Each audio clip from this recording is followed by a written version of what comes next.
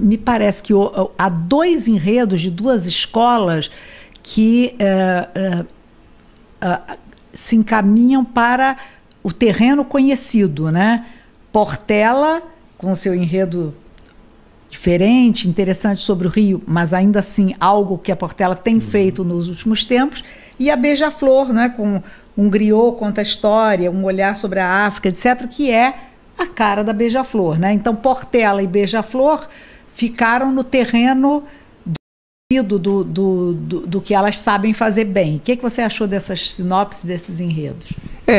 Eu comentei aqui durante a nossa análise dos enredos da Série A que era impossível você comemorar os 450 anos do Rio de Janeiro com um desfile de carnaval no Sambódromo, o maior espetáculo da Terra, e ninguém falar do Rio de Janeiro. Então, muito embora para alguns isso pareça um lugar comum, eu acho que 450 anos é a primeira vez que o Rio de Janeiro faz.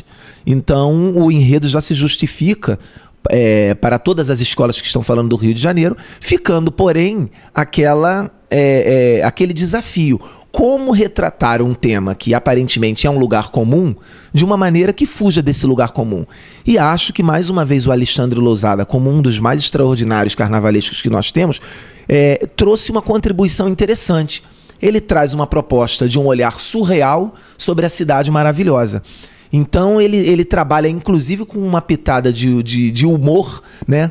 Quando ele usa a leitura do surrealismo, né? Que é um estilo, uma visão artística do Salvador Dalí, olhando para as maravilhas, para os monumentos e também para situações cotidianas do Rio de Janeiro. Acho que a Portela, pela sua envergadura histórica e por ter sido realmente, provavelmente, acho que a escola que mais falou do Rio de Janeiro nos seus enredos, historicamente, ela sempre tem um foco na cidade do Rio de Janeiro, ficou muito bem apropriada. Acho que ela veste bem esse tema, enfim. E está propondo isso com esse olhar inovador que a gente sempre aposta na capacidade de um grande carnavalesco de subverter um tema comum. E o que ele está fazendo, eu acho que é isso. Eu queria só lembrar que quando nós tivemos o quarto centenário do Rio, em 1965, todas as escolas de samba homenagearam o Rio de Janeiro. Foi um acordo, né, com as escolas para homenagear o Rio. E eu confesso que fiquei um pouco decepcionada, porque eu esperava que no ano que vem, em 2015, houvesse também esse tipo de coisa, porque eu acho que nunca é demais falar sobre o Rio. No centenário da abolição. No centenário da abolição, em 88, e em 2000, nos 500 anos, né? Então, eu acho que é uma coisa... Eu fiquei um pouco decepcionada com isso e muito contente pelo fato da Portela ter tomado a si essa tarefa. E, como você disse, tomou de uma maneira nova e criativa, né? Porque o talento do Lousada é um carnavalesco também que está entre os meus prediletos, é uma pessoa talentosa e muito criativa, e eu acho que essa visão que ele apresenta no seu enredo também foi um achado, né? Acho que é uma grande comemoração dos 450. Há que se fazer um registro sobre a opção da Beija-Flor por fazer esse enredo.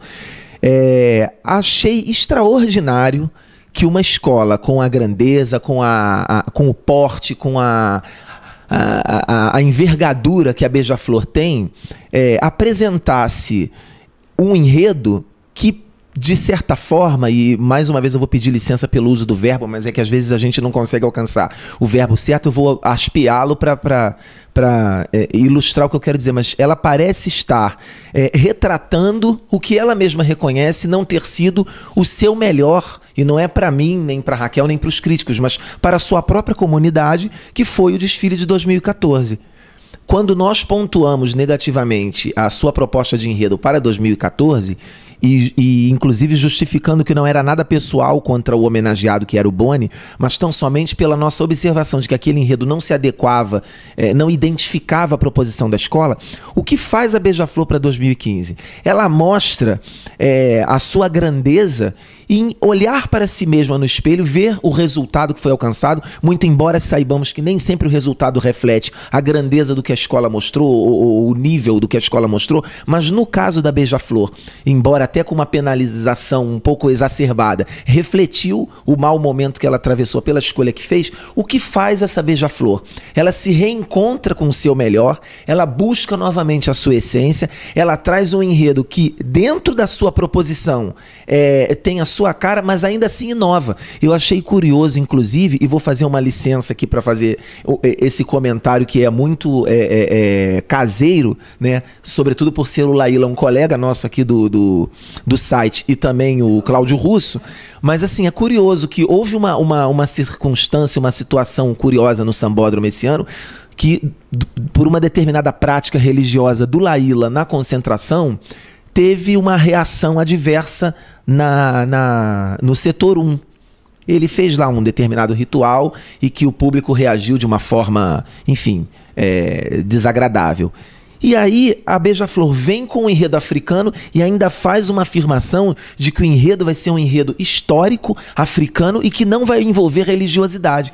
Eu achei isso sensacional. Parafraseando a Grande Rio, eu achei a Beija-Flor do baralho com essa sua jogada de escolher esse enredo africano com essas peculiaridades. Sabe de uma coisa? Há aqui uma confissão, porque o título do enredo é Um Griot conta a história, um olhar sobre a África e o despontar da Guiné Equatorial. Ponto. E aí vem a segunda parte do título, Caminhemos sobre a trilha da nossa felicidade. É um reencontro. Quer dizer, ela está explicando que este enredo, este título todo, é, na verdade, a volta à trilha da felicidade. Embora isso aqui diga respeito, não é dela que ela está falando, mas indiretamente não é? Porque ela não é por acaso que isso foi fazer parte aí do título, né? O título ficou um pouco longo, mas eu considero essa segunda parte do título uma coisa linda, né? Caminhemos sobre a trilha da nossa felicidade. Pois é, então assim como a Grande Rio, eu acho que a Beija-Flor também mostra que é uma escola que sabe olhar para si e se recontar. Achei assim extraordinário. A Beija-Flor tem uma potência dentro do carnaval, onde ela não precisa se curvar nem dar satisfação a ninguém do que ela está fazendo. E apesar disso, mostrou-se como instituição, como entidade cultural que é, uma escola que tem a sua humildade, olhou para a sua comunidade, entendeu que precisava retomar um ponto, retomou para trilhar esse caminho da felicidade. Todos nós somos mais felizes quando uma escola se reencontra. Então, para nós foi assim, uma grande felicidade ver esse reencontro com o seu caminho da Beija-Flor dentro desse enredo, que, para não dizer que a gente não avaliou também o enredo propriamente dito, é um enredo belíssimo, com um caráter descritivo muito interessante, com uma pesquisa histórica muito bem fundamentada. É uma aula de história dos nossos professores que ali estão, porque ele é um enredo que é uma história que tem começo, meio e fim, né? Então, assim, uma proposição temática muito bem contada. Esse é o enredo da Beija-Flor.